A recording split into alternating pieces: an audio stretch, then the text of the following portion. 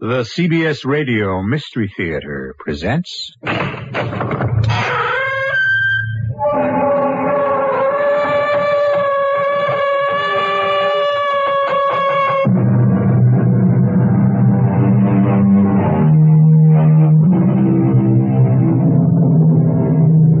Come in. Welcome. I'm E.G. Marshall. Are you ready for us?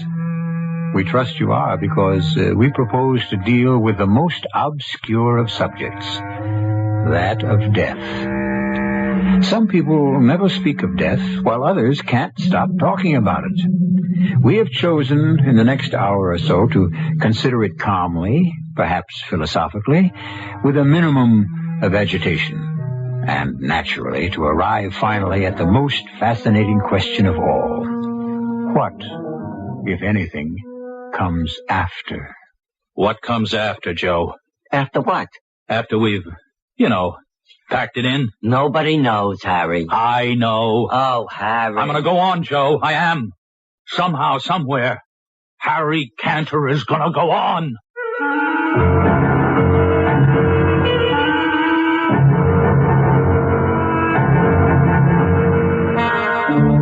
Our mystery drama, Appointment in Uganda, was written especially for the Mystery Theater by Elspeth Eric and stars William Redfield and Arnold Stang. I'll be back shortly with Act One.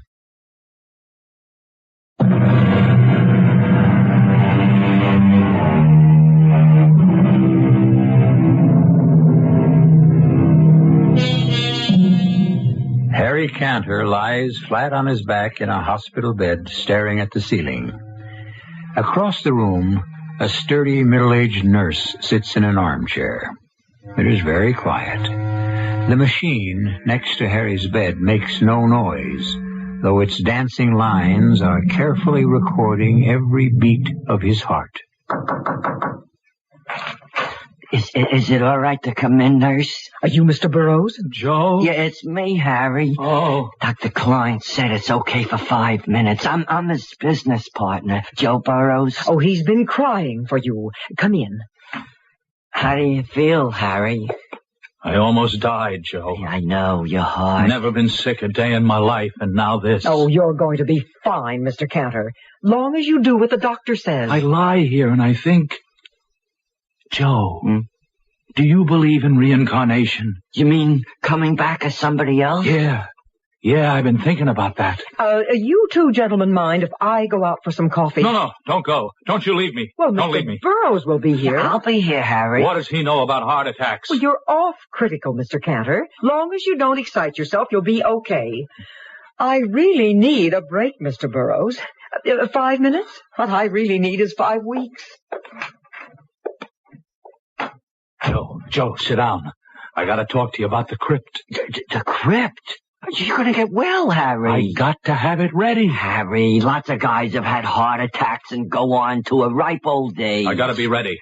Now write this down. I wanted marble. Marble from Italy, that good kind. Carrara, that's the best. Okay, then that's what I want. Write it down. Okay, now, how big a crypt did you plan on? Big. Very big. But you're gonna be there all alone, Harry. And you're not gonna be moving around exactly. You never know. Make it 8 by 10, the very least. What about shelves? Shelves? Shelves for what? Well, it's my understanding people do have shelves put in crypts, for loved ones who, later on when the time comes. It's a nice idea. Who would I put on the shelves? Who? Oh, unless you want to. No, not me. But you're my friend. You're my partner. No, I was thinking your mother, maybe. Ugh, my mother. She hasn't even been to see me. Why should I give her a shelf? Well, Bernice. Bernice hasn't even sent me a get well card. Oh, she's called up every day, Harry. I happen to know that. So, what's a phone call? She's at work all day, you know. She's through by 5. Harry, this is the first day you've been off the critical list. I'm the first person who's been let to see you. Well, she could have tried. Look, when they let you out of here, why don't you take a nice trip? You could take Bernice with you. I already did that, Joe, 15 years ago. You could go to Europe. That's where I took Bernice. 6 countries in 6 weeks. Terrible. No cottage cheese. California. How about They have cottage cheese. Joe, while I was lying here, I had an idea. For the business. I want to tell you. You just had a heart attack and you're thinking about business? Gee whiz, Harry. Well, what else have I got to think about? Well, I don't know. Think about being reincarnated or something. Oh, nuts to that. Now, look, here's what I figured out, Joe. Lots of people are turning to natural sponges, you know? And I know where we can get our hands on some very cheap. Very cheap.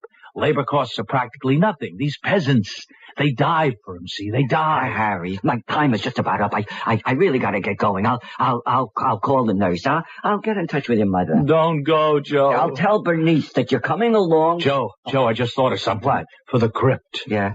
I want music. Perpetual music. Oh, yeah, well, what kind of music, Harry? All the good old songs. Stardust. The moon comes over the mountain. Dardanella. Harry, I don't know. Oh, are you my friend? Are you my partner? I want music. Well, I'll look into it, Harry. You'll see to it? I gotta go. One night of love. Yeah, Barney Google.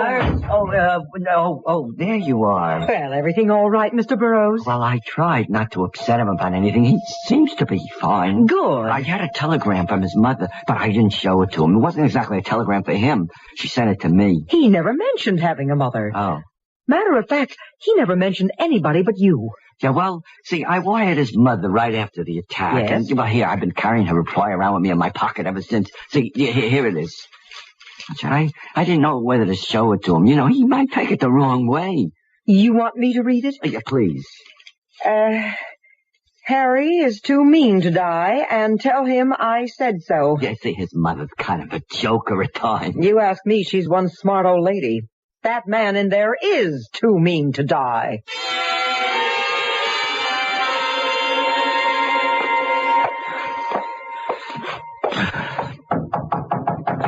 Mrs. Canner? Hold your horses. I'll be right there. It's Joe Burroughs, Mrs. Canner. Oh, how are you, Joe? It takes me a little time to maneuver the old wheelchair. I got some tea ready for you, so come sit down. Boy, you sure get around in that thing, Mrs. Canner. Oh, well, practice makes pretty good. Oh, come on, sit down. Oh, yeah, thanks. I saw Harry yesterday, Mrs. Canner. They say as long as he doesn't excite himself, he's going to pull through in great shape. I didn't show him your telegram. Harry knows what I think of him. Here, have a cookie. Oh, you baked these? No, Bernice did. They're good. You see a lot of Bernice? Oh, she stops by 3-4 times a week, does errands for me. Oh, yeah. Nice girl, Bernice. Simple-minded, but very nice. What did you talk about? Well, we talked about the crypt. Oh, that crypt. Yeah, well, it means a lot to him. You know, Harry's never realized that death is just an incident. Well, it's the final incident, of course, but even so, just an incident. He's thinking about reincarnation. Oh, that's something new. Do you believe in reincarnation, Mrs. Canner? Well, it's a pretty idea. But you don't believe in it, right? Joe, what's the difference if I believe in it? That doesn't make it true. On the other hand, if it's true, it'll happen anyway. Now, what else did you and Harry talk about besides that silly crypt? Oh, not too much. I, did bring up the question of having shelves built into the crypt. Shelves for what? Cancel checks? No, well, as a rule, you know, they're for those nearest and dearest. I mean, if that's what they want. Oh, it's not what I want. Shut up in a tomb with Harry for eternity? Oh, no. I'm going to be placed gently in the ground. Up at Fargus Falls. That's where I was happy with Harry's father. I still have the house, you know. Well, I suppose I ought to go see Harry at the hospital. Oh, I think he'd like that. He won't like it, but he'll hate it if I don't. Yeah, well, should I tell him that? Well, tell him I'll get over there soon. And Joe. Yeah. Tell him I'm sorry. Sorry for everything.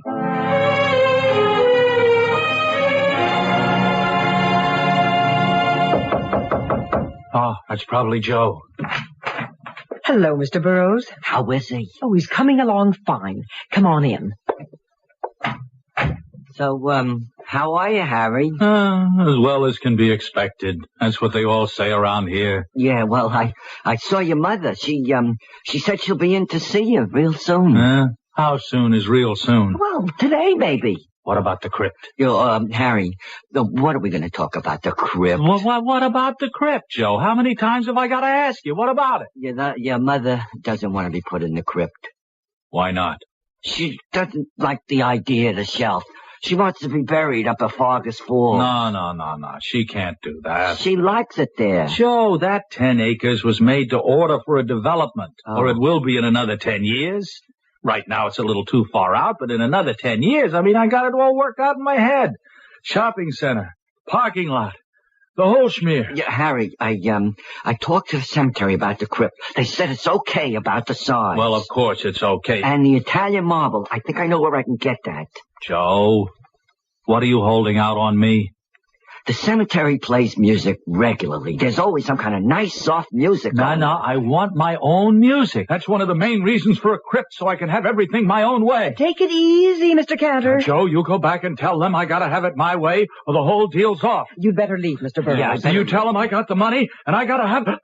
I gotta have it. Out of my way. Yes, he is. Push that emergency button. Dr. Klein, 407 on the double. Heart emergency. I better leave. Hand me that tray with the hypodermic needles. Harry? Clear the way, lady. The emergency heart unit is coming in.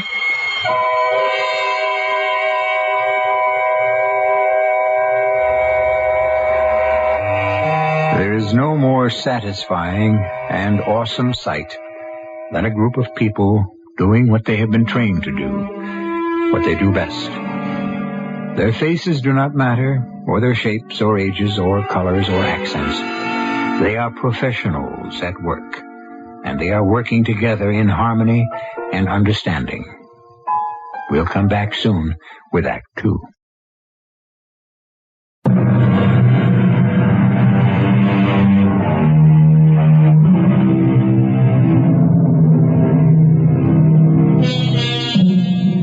At the close of our first act, Harry Cantor had just suffered his second, his most severe heart attack. Actually, his heart stopped completely. He had no pulse, he had no breath, he had no life. Where, you may ask, was the soul of Harry Cantor? Where had it gone? Where is it now? A pertinent and awesome question. One we shall now attempt to answer.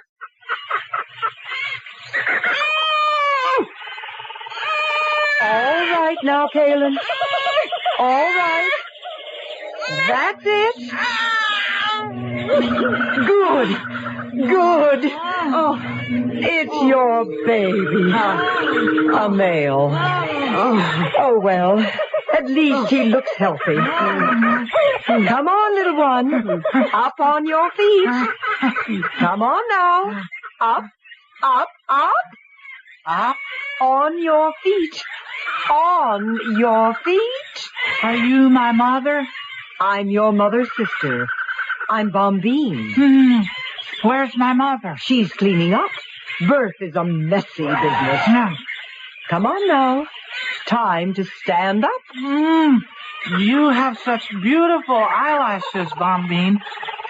And how tall you are. Oh, just average for an elephant. Now stand up. What are all those others doing? Standing around waiting for you to be born. Do elephants always do that?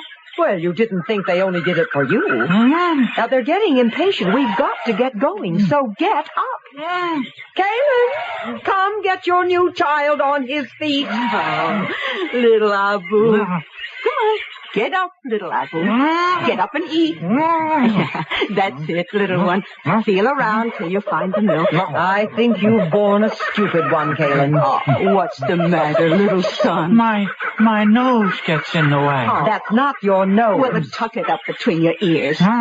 He's not stupid, Bombine. All newborns have trouble with their little trunks. Well, the herd is getting impatient. The flies and mosquitoes are very bad today. Oh, I could stand a good swim myself. Are you through, little Abu? We must move on. Is that what you're going to call him? Abu? It's a nice name, don't you think?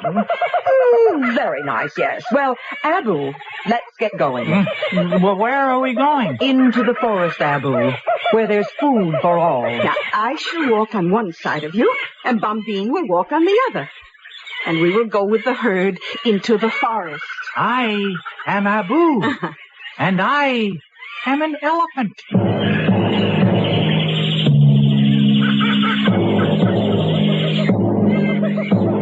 What are we looking for, Mother? Food, silly, and water. Well, why are we all going in the same direction? Why don't you and I and Bombine go off on our own? Now, what would be the point of that? Well, we might find something good, and we could keep it for ourselves. What would be the point of that? Why, then we'd have it. Well, I repeat. I told you he was stupid, Kayleen. Oh, well, maybe he's just odd, Bombine. No, I mean, Mother, if, say, we found water, if we didn't tell the others, then they would have to come to us to find out where it is, and we wouldn't tell them unless... Unless what? Well, unless they did something for us. Like what? Oh, worked for us or gave us something or... Well, at the very least, they'd respect us. They'd think we were very superior and wonderful. We are all very superior and wonderful, Abu. But the three of us would be more superior and more wonderful, don't you see? Oh, what I see is that you have a lot to learn, Abu. And a lot to unlearn. Where do you get these peculiar ideas, Abu? They sort of pop into my mind. Abu, you must understand that elephants have the marvelous gift of finding water. Mm-hmm. And we find it not just for ourselves, but for all the other animals, too. All of them? All. It is our responsibility. Why is it our responsibility? Because we are so good at it. I don't follow that at all. Bombine, I'm going to bring down this tree. Now, I can't quite reach the leaves at the top, and they look so delicious. Bombine, are we friends with all the animals? What do you mean by friends? Well, it's not possible, is it? To love them all? Oh, you talk very strangely for an elephant. We have due and proper respect for all the animals, as they have for us. Does that answer your question? Oh, are they afraid of us? Well, I don't think so. Are we afraid of them? Of course not. Not any of them? Well, there's one you should look out for until you have grown larger. The one with the stripes. The tiger. When the tiger is very hungry, he sometimes attacks a very young elephant for food. Oh, that's terrible. Just you stay close to your mother and me. Well, what will you do if a tiger tries to hurt me? Your mother will pick the tiger up and dash him against a tree. Then I shall sit on him. Understand? Ooh, what a good arrangement.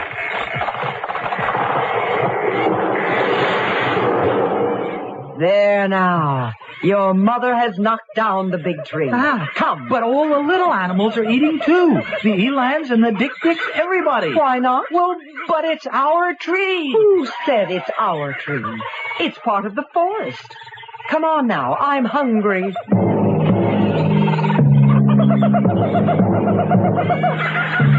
Mother, where is my father?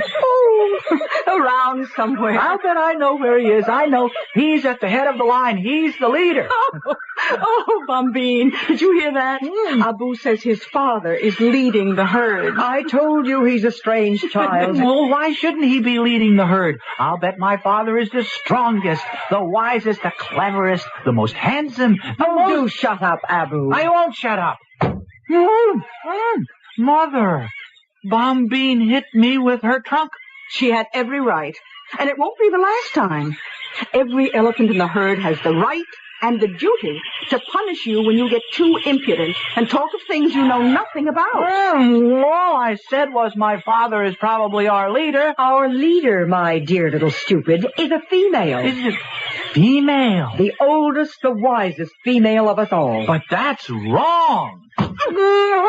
Mother. I have been cursed with a stupid male child, Bombine. Pardon me if I say I told you so. But wait. If the male elephants don't lead, what do they do? Oh, let's see. Well, they sort of hang around. They are very agreeable. very companionable. And then there's something else. Every now and then I remember your father.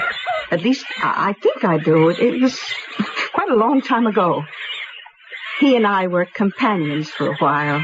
A long while. And then suddenly, one day, he seemed different to me. More than a companion. We stroked each other with our trunks, something we'd never done before, and gave each other little pinches with our mouths. We thought we were only playing. And then... And then? Then what? Well, then I noticed that his ears were flapping wildly, and his tail was whisking back and forth. I was surprised. And then I felt that my ears were flapping and my tail was whisking crazily. Oh, my, I was so excited. I felt that he was the only elephant of the forest for me, and that I was the only elephant for him.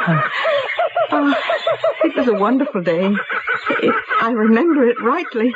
But you must remember it. Oh, it was seasons and seasons ago, Abu. A long time. And now you are here. I want to meet him. Which one is he? Oh, heavens, I don't know. I'm going to find him. I'm going to ask around. If you have any sense, Abu, you'll stay here. I'm just going to join the males and talk to them. He hasn't any sense, Kaylin. The males don't care too much for young elephants, Abu. Just the same, I want to try. Abu, let him learn, Bombine. Let him learn the hard way.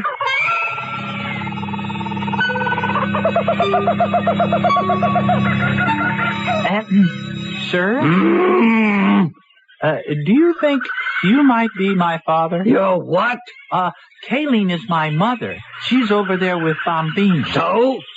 Do you remember being married to my mother? Being what? Well, I mean, did you sort of keep company with her for a long time, and then one day did you start whisking your tail and flapping your ears and fall in love? Well, seems to me I remember something like that. Was it my mother you fell in love with? Well, how would I know? It's happened to me so many times. Many times? Many, many times. Oh, many, many, many times. How many? No! Oh, you hurt me. You ask too many questions. Well, I'm curious. Are you very old? I think I am. Don't you know? Well, how should I know? The flies bother me more than they once did. Sometimes I shiver. I never used to shiver. Oh, you're sick. I don't feel well, that's certain. Now go away. But I want to ask you what... I said go away! Oh. I don't want any children around me. I don't want anyone around me. I want to be myself. Mother, Bombine? Who are you talking to back there? Oh, a very old one. He didn't know how old, but he said he'd lived through many things, many, many times. And now he doesn't feel very well. He shivers, he said. That's old Noor. Yes, that's Noor. Very soon now. Yes, very soon. Very soon what? Very soon what, Mother? Very soon, old Noor will wander off into the deepest part of the forest. By himself? All by himself. Well, then what? Then we shall never see him again. Nor will anyone at all ever see him again. Nor any trace of him. Not skin, or tusk, or bone. Well, how can that be? Mother, Bombine, how can that be? Surely a tusk, surely a bone will be left behind. Nothing. Nothing. It's the secret of the elephants, Abu. When you have grown, you will learn the secret. When? When will I? Perhaps not till the very end. Come now. It's time to bathe. Oh, that feels good. Spray some more water on me, Mother. You've had your bath for today. Bombine, the sky is getting dark. Oh, yes. Well, I am bathed. The day is ending, Abu. Come. But I like the water. No! Pay attention when I speak to you. Well, what are we going to do now? You'll see. Well, where are we going? We are not going anywhere. We are going to stand right here. Do you see the other elephants? They've all stopped bathing. Why have they? The good red circle of fire is leaving us, Abu. And the darkness is coming on. Why is it leaving? Because it is time for it to leave. Will the good red fire circle come back? When it is time for it to come back. Come now, Abu. Stand in line with us and all the others. Hurry, Abu. Don't dawdle. What now, Mother? Be silent. Stand still. Watch the great fire circle as it goes. Where's it going? Be quiet. But where? Hush. And watch. Oh, Mother. Please, Mother. What are we doing, Mother? Mother, are we praying?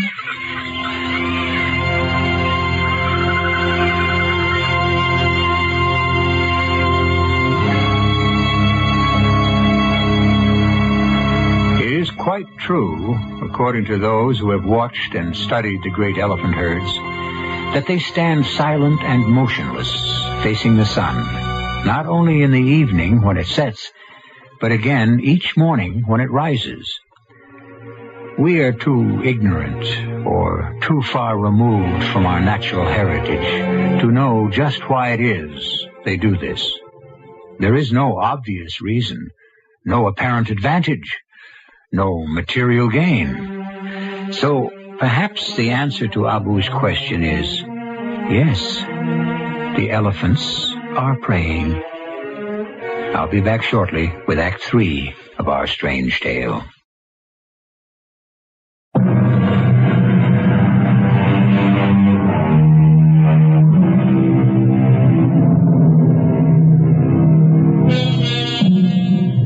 We left the great herd of elephants facing the setting sun in silence, except for little Abu, who asked, "What are we doing, Mother?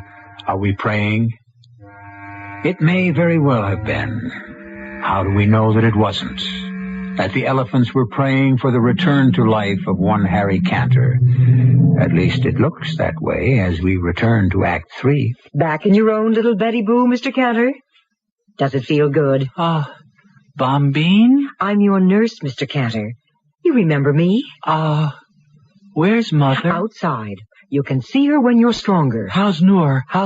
Did he die? You're the one almost died. Oh, it was a near thing there. Your heart stopped for 6 whole seconds. Oh, it must have been more than 6 seconds. Well, you were in intensive care for 2 weeks. Am I alive? Alive? You are alive, and you're going to go on living. Only this time, you'll do as you're told. No excitement like before. You've been very sick. Are you warm enough? I'm going to put this extra blanket over you. What happened to your eyelashes? My eyelashes? You used to have such beautiful long eyelashes. Were they false? Mr. Cantor, I have never worn false eyelashes in my life.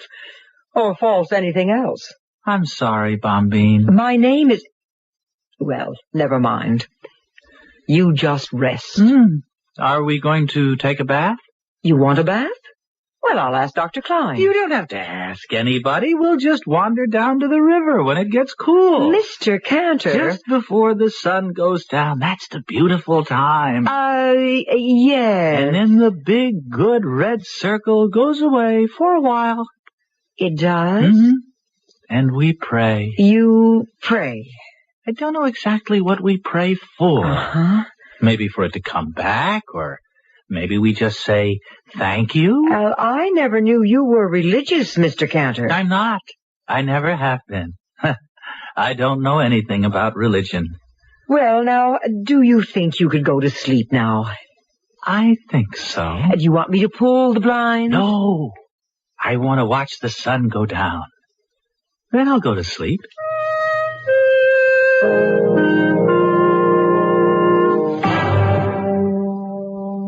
Mr. Burroughs? Is he all right, nurse? Yes. Can we see him? Well, he's sleeping right now. When he wakes up? Yes. But I think I ought to tell you, he may seem a little strange. Strange? What do you mean by strange? Well, different. He talks sort of funny. His speech is impaired. Brain damage? No, nothing like that. Well, then what? Well, he asked me what happened to my eyelashes. Oh, did anything happen to your eyelashes? Of course not. Then he called me Bombine and talked about going down to the river to take a bath and praying to the big red circle. Oh, Joe, you think maybe... Maybe we should call in a psychiatrist. Well, not yet. Anyway, he's not strong enough. But later? Mrs. Cantor, remember your son did have cardiac arrest. For 6-8 seconds, his heart was not beating at all. He was dead? Well, yes, but he's very much alive now. Oh, when I walked into that room, my son was dead. Now, Mrs. Kent. I'll never forgive myself. Nurse, listen, when he wakes up, will you call me? Maybe I better go in and see him first. Yes, I think maybe you had. Yeah. Then you can sort of, you know, prepare his mother for what to expect.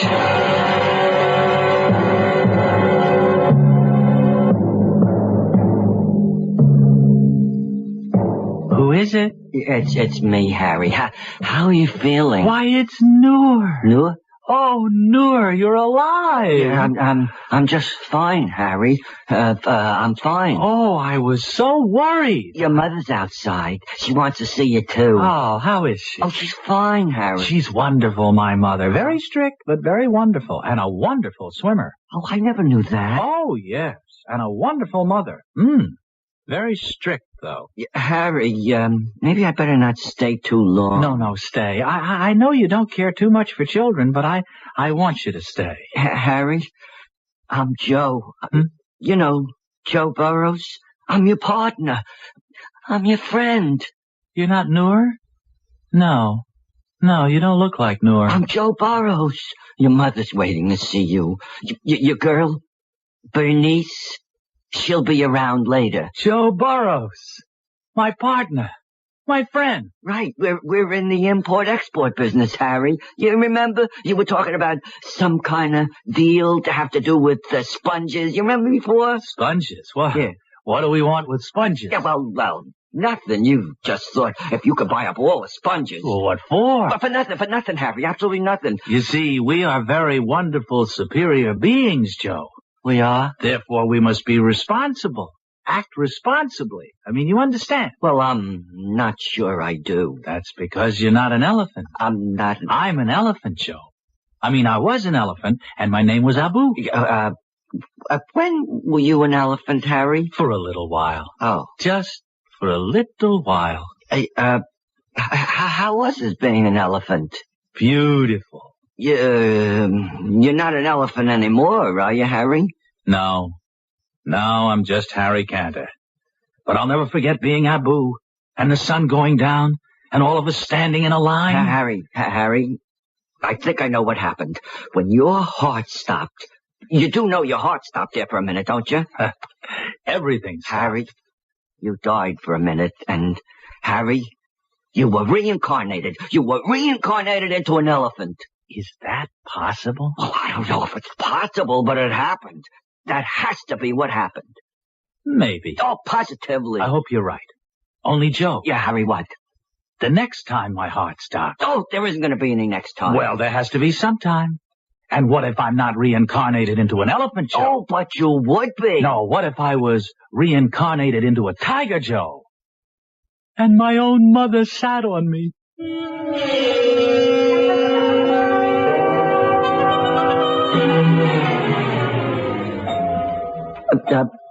Mrs. Cantor, sit down here, Mrs. Cantor. I'll try to explain if I can. I'm sitting.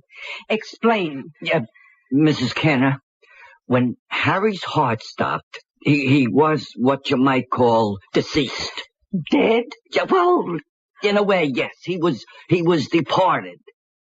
But the emergency unit, see? They came rushing in. Oh, they knocked me down almost. I never saw such a hurry. Yeah, well, with all that, they brought Harry back to life. Oh, so he's all right again. He's all right, but... So what's all the worry? Mrs. Canner, during those seconds, while Harry was not of this world, if I may put it that way. Oh, put it any way, but get on with it. He was not Harry Cantor. He was... For heaven's sake, Joe, what was he? He was an elephant, Mrs. Canner. Harry? An elephant? My boy, an elephant? That's what he says. How could that be? Mrs. Canner, It is my belief that Harry was reincarnated, see, when his heart stopped, and before they started it up again, Harry's soul left his body and entered into the body of an elephant. Can such things be? Well, you said yourself, Mrs. Cantor, we just don't know. No, I don't believe it. Harry couldn't be an elephant. I don't know if he even likes elephants. Well, he does now. You know what I think, Joe? What? He dreamed he was an elephant. It was all a dream went through his head. Well, I don't know if you dream when your heart isn't beating. Well, I'll ask Dr. Klein. Well, if it was a dream, it was a very beautiful dream.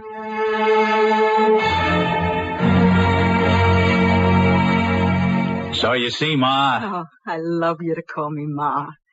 It's been so long. Yeah. Well, you see, elephants are really the kings of the jungle. Not just because they're so big, but because they have a sense of responsibility. They find water for all the other animals. And you know who's the leader of the elephant herd? A woman. The oldest and the wisest woman elephant. Would you believe it?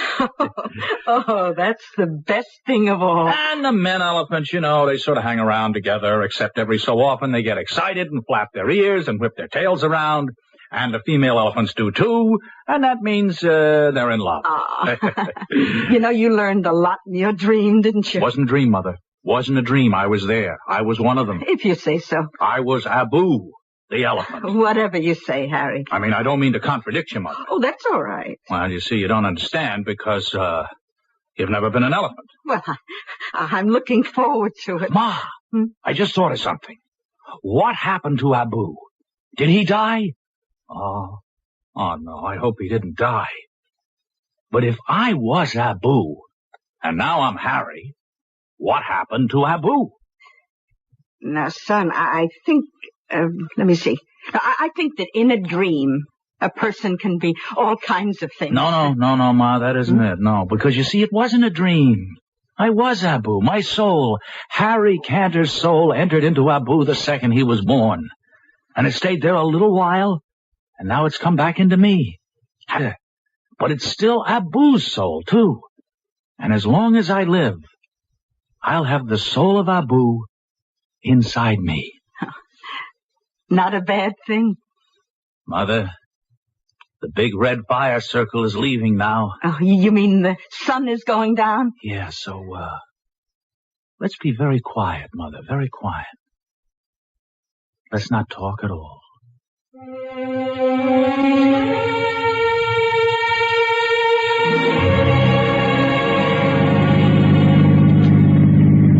Has Fargus Falls changed much, Ma? Not much. It's been, I don't know, years since I saw the old place. Well, it's pretty run down. Oh, we can fix it up. If you want to, Harry. Maybe not. Maybe we'll leave it the way it is. Are the trees all there? Everyone. And the brook? Still running. That's nice, that's nice. Oh, Harry, I'm glad you're taking an interest in the old place. Interest? I'm going to live there. You are? But what about the business? Oh, I don't know. Joe can run that. I'll sell it to him. Maybe I'll give it to him. Oh, it won't do so well without you. Joe's a very nice fellow, but you were always the brains. I got different brains now, Ma. Once you're an elephant, you never forget it.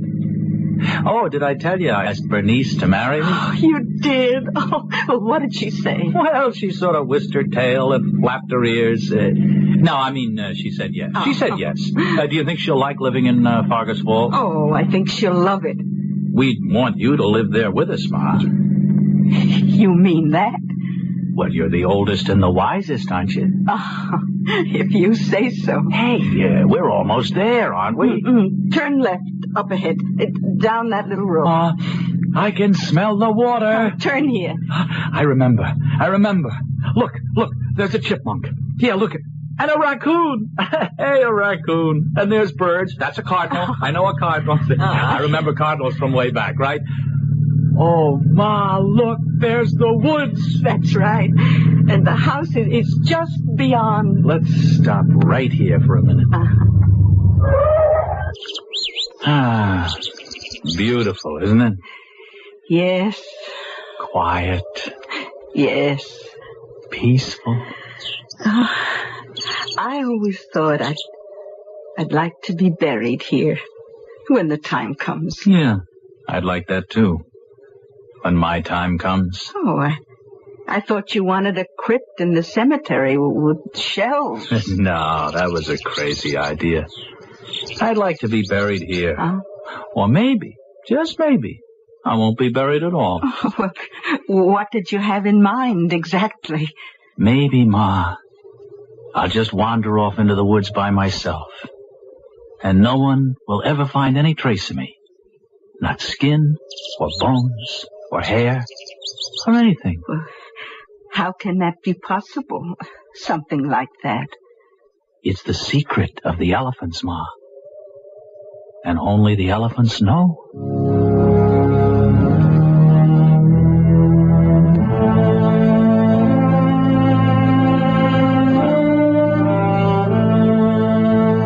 It is quite true that no one knows how or where the elephants die. No traces have ever been found. But the zoologist Ivan Sanderson gives us this to muse upon. I have a feeling they just lie down wearily on their sides in some cool place of their beloved forest.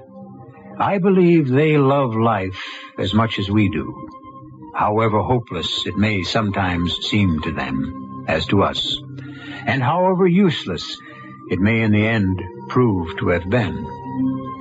I believe they may cry a little at the last. I'll be back shortly.